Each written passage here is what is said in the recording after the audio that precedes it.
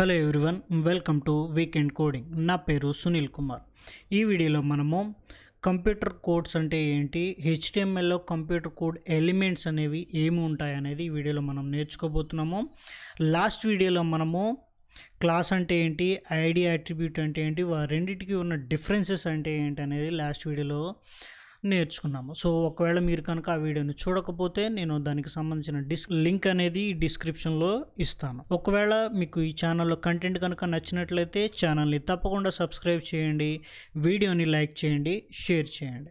ఇంకా లేట్ చేయకుండా వీడియోని స్టార్ట్ చేసేద్దాం. సో ముందుగా నేను ఏం చేస్తాను అంటే లాస్ట్ వీడియోకి సంబంధించిన కంటెంట్ మొత్తాన్ని తీసేస్తాను. సో దానివల్ల మీకు అర్థం కావడం అనేది చాలా ఈజీగా ఉంటుంది. సో ఇదంతా లాస్ట్ వీడియోకి సంబంధించిన కోడ్ కాబట్టి దీన్ని నేను తీసేస్తున్నాను. సో చేంజెస్ అనేవి సేవ్ చేశాను. సో సేవ్ చేసి రిఫ్రెష్ చేసిన తర్వాత మనకి ఇలాగా జస్ట్ హెచ్టిఎంఎల్కి సంబంధించిన బాయిలర్ ప్లేట్ అనేది దీనిలో ఉంది.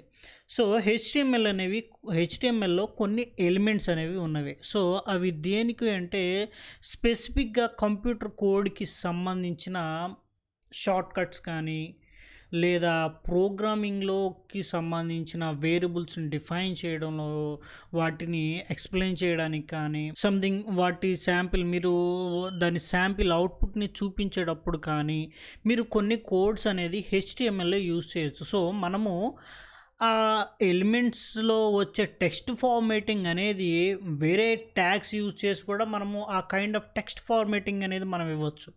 కాకపోతే ఎందుకు స్పెసిఫిక్గా కీబోర్డ్కి లేదా హెచ్టిఎంఎల్ కోడ్ ఎలిమెంట్స్కి సంబంధించిన ఎలిమెంట్స్ని మాత్రమే ఎందుకు యూజ్ చేయాలి అంటే మనకి సెర్చ్ ఇంజిన్ ఆప్టిమైజేషన్ అనేది చాలా చాలా ఇంపార్టెంట్. సో దానికోసము మనము వేటికి సంబంధించినది, సో ఆ ఎలిమెంట్ అనేది దేనికోసం క్రియేట్ చేయందో అది ఎందుకు యూజ్ చేస్తామో దాన్ని బేస్ చేసుకొని మనము ఎలిమెంట్స్ యూజ్ చేయడం వల్ల సెర్చ్ ఇంజిన్ ఆప్టిమైజేషన్ అనేది చాలా బాగా జరుగుతుంది. మీరు అడగొచ్చు సెర్చ్ ఇంజిన్ ఆప్టిమైజేషన్ అంటే ఏంటనేది. Search engine optimisation nothing but ఏం లేదు, మీరు ఏదో ఒక వెబ్సైట్ క్రియేట్ చేసి దాన్ని ఇంటర్నెట్లో పెట్టారు అనుకుందాం. సో ఇప్పుడు సెర్చ్ ఇంజిన్లో సెర్చ్ ఇంజిన్ అంటే గూగుల్ కానీ, యాహూ కానీ, బింగ్ కానీ ఇలాగ సెర్చ్ ఇంజిన్స్ ఉంటాయి కదా. అంటే మనం ఏదైనా సెర్చ్ చేయగానే రిజల్ట్ అనేది మనకు బ్రౌజర్లో చూపిస్తుంది. సపోజ్ ఇప్పుడు మనకి దానికి ఎగ్జాంపుల్గా మనము గూగుల్ని తీసుకుందాం. మీరు ఎప్పుడైతే గూగుల్లో మీరు ఏదైతే వెబ్సైట్లో, సపోజ్ మీ వెబ్సైట్లో మీరు ఒక కంప్యూటర్ కోడ్కి సంబంధించిన ఒక ఆర్టికల్ అనేది రాశారు అనుకుందాం. సో అది నేను సెర్చ్ చేస్తాను. సో శాంపిల్ అవుట్పుట్ ఎలిమెంట్ అని చెప్పేసి నేను సెర్చ్ చేయగానే మీరు మీతో పాటుగా మీకు లాగానే ఆర్టికల్ అనేది చాలామంది రాసేసి ఉంటారు ఇంటర్నెట్లో. సో అలా కాకుండా వాటన్నిటికంటే మీది హై ప్రయారిటీలో లేదా మంచి రిజల్ట్లో టాప్ 1లో మీ రిజల్ట్ సెట్ అనేది మీకు చూపించాలి అంటే సెర్చ్ ఇంజిన్ ఆప్టిమైజేషన్ అనేది చాలా ఇంపార్టెంట్. సో సెర్చ్ ఇంజిన్ ఆప్టిమైజేషన్లో ఇలాగా మనము స్పెసిఫిక్గా వాటి కోసం నిర్ణయించిన ట్యాగ్స్ అనేది యూజ్ చేయడం చాలా చాలా ఇంపార్టెంట్. సో ఆ సెర్చ్ ఇంజిన్ ఆప్టిమైజేషన్ కోసం యూజ్ చేసే ఒక కీ పాయింట్స్లో ఇది కూడా ఒకటి. ఏది అంటే మనము స్పెసిఫిక్గా ట్యాగ్ అనేది దేనికోసం నిర్దేశించబడిందో దాన్ని యూజ్ చేయడం అనేది చాలా ఇంపార్టెంట్.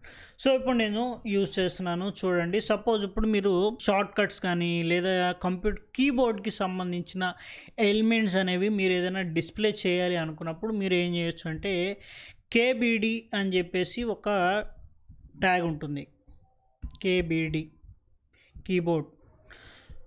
సో ఇక్కడ నేను ఏం చేస్తానంటే షార్ట్ కట్ ఫర్ కాపీ అని ఇచ్చి నేను సింపుల్గా CTRL+C అంతే కదా. విండోస్లో అయితే షార్ట్ కట్కి ఇదే కదా Ctrl+C. సో ఇప్పుడు నేను జస్ట్ దీన్ని మాత్రమే కీబోర్డ్ అనే దాని లోపల ఉంచి మిగతా దాన్ని నేను పీ ట్యాగ్లో పెడతాను. సో దీని మొత్తాన్ని నేను పీ ట్యాగ్లో సరౌండ్ చేసి, సో ఇలాగా నేను సేవ్ చేసి రిఫ్రెష్ చేశాను. చూడండి మీరు ఇక్కడ టెక్స్ట్ అనేది అబ్జర్వ్ చేసినట్లయితే నేను జూమ్ చేస్తున్నాను, కొంచెం మీకు అర్థమవుతుంది.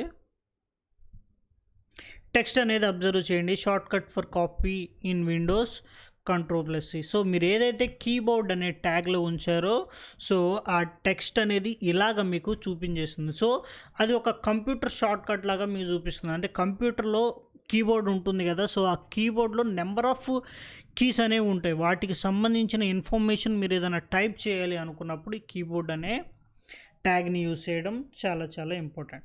సో అలాగ మాత్రమే కాకుండా మీరు ఏదైనా కంప్యూటర్లో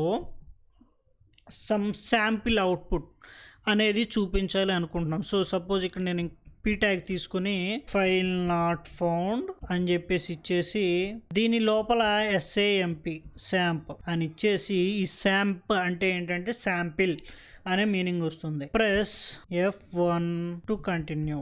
సో ఎప్పుడైతే దీన్ని నేను సేవ్ చేసి రిఫ్రెష్ చేస్తున్నానో చూడండి, మరలా ఏమని వస్తుంది, press F1 to continue. So ఎప్పుడైతే నేను శాంపిల్ అనే ట్యాగ్ లోపల నేను టెక్స్ట్ ఇచ్చానో ఆ టెక్స్ట్ అనేది ఇలాగ మీకు కనబడుతూ ఉంది. సో దీనికి ఏంటంటే రెండు మీరు చూడడానికి కీబోర్డ్లో యూజ్ చేసిన టెక్స్ట్ అనేది, శాంపిల్లో యూజ్ చేసిన టెక్స్ట్ అనేది రెండు ఒకేలాగా కనపచ్చు. బట్ వాటి రెండింటికి డిఫరెంట్ కైండ్ ఆఫ్ మీనింగ్ ఉంది. ఏంటంటే సపోజ్ మీరు ప్రోగ్రామింగ్ లాంగ్వేజ్ యూజ్ చేస్తూ ఉంటారు. యూజ్ చేసేటప్పుడు మీరు ఏదైనా ఇన్పుట్ ఇవ్వగానే ఆటోమేటిక్గా కంప్యూటర్ ఆ ప్రోగ్రామింగ్కి సంబంధించిన అవుట్పుట్ అనేది మనకు వస్తూ ఉంది. అలాంటి కైండ్ ఆఫ్ సిచ్యువేషన్స్లో మనం శాంపిల్ అనే ఈ ట్యాగ్ వాడతాము. బట్ మీరు కీబోర్డ్కి, కంప్యూటర్లో ఉన్న కీబోర్డ్కి సంబంధించిన ఎలిమెంట్స్ని మీరు ఎక్స్ప్లెయిన్ చేయాలి అనుకున్నప్పుడు ఈ కేబిడి అనే ట్యాగ్ని యూజ్ చేస్తూ ఉంటాము. నెక్స్ట్ థింగ్ ఏంటి అంటే కోడ్ అనే ఒక ట్యాగ్ ఉంది.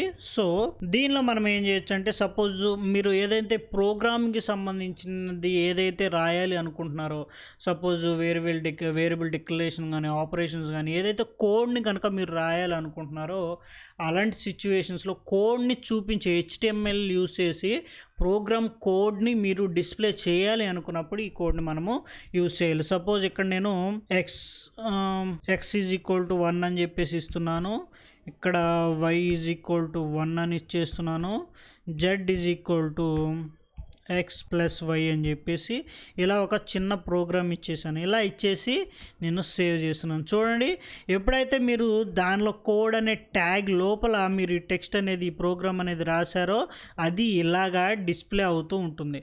సో మీరు అనుకోవచ్చు కొన్నిసార్లు ఇక్కడ మనము ఎలా అయితే డిస్ప్లే చేసామో టెక్స్ట్ అలాగే డిస్ప్లే అవ్వాలి అనుకున్నప్పుడు మీరు ఏం చేయొచ్చు అంటే ఈ కోడ్ని ప్రీ అనే టెక్స్ట్ లోపల పెడితే, ప్రీ అనే ట్యాగ్ లోపల మీరు ఎప్పుడైతే యూజ్ చేస్తారో ప్రీ అనే ట్యాగ్తో దీన్ని కోడ్ అనే దాన్ని నెస్ట్ చేస్తున్నాం. ప్రీ అనే ట్యాగ్ ఎలా యూజ్ చేస్తున్నాము అంటే దాని లోపల మనము దీని స్ట్రక్చర్ ఎలా ఇచ్చామో అలాగే ఎగ్జాక్ట్గా చూపిస్తుంది. సో HTML ఫార్మేట్ ఎటువంటి ఫార్మేట్ చేయకుండా ఎగ్జాక్ట్గా మనము ఎలాంటి కైండ్ ఆఫ్ స్ట్రక్చర్ ఇక్కడ ఇస్తామో అలాంటి దానిలాగా చూపిస్తుంది. సో సపోజ్ నేను ఇక్కడ y ఈజ్ ఈక్వల్ టు 1 ఇచ్చినప్పుడు z is equal to x plus 5 ఇలా ఇచ్చాను. సో దాని స్ట్రక్చర్ చూడండి ఇప్పుడు ఎలా చూపిస్తుందో. సో ఇక్కడ మనం ఎలా ఇచ్చామో అలానే ఇక్కడ కూడా డిస్ప్లే చేస్తూ ఉంటుంది. సో అలాగా మనకి ఇది డిస్ప్లే చేస్తూ ఉంటుంది.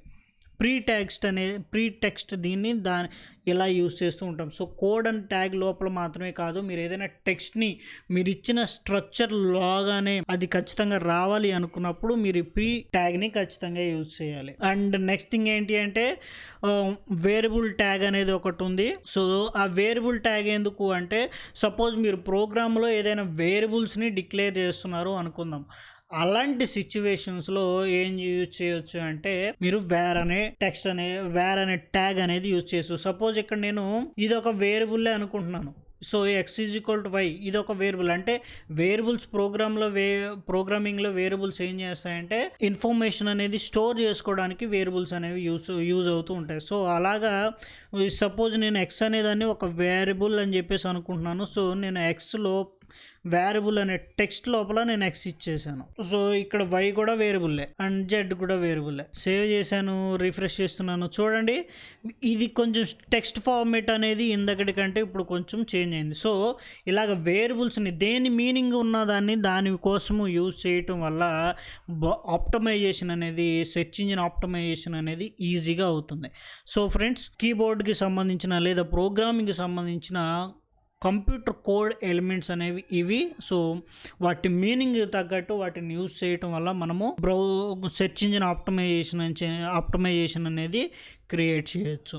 సో ఐ హోప్ ఈ వీడియో మీకు అర్థమైందని చెప్పేసి నేను అనుకుంటున్నాను. ఒకవేళ వీడియో అర్థం కాకపోతే మరలా ఒకసారి రివైండ్ చేయండి, మీ ఓన్గా మీరు ప్రాక్టీస్ చేయండి, తప్పకుండా అర్థమవుతుంది. ఈ ఛానల్లో కంటెంట్ కనుక మీకు నచ్చినట్లయితే ఛానల్ని తప్పకుండా సబ్స్క్రైబ్ చేయండి, వీడియోని లైక్ చేయండి, షేర్ చేయండి. నెక్స్ట్ వీడియోలో మరలా మనం కలుసుకుందాం. Bye bye.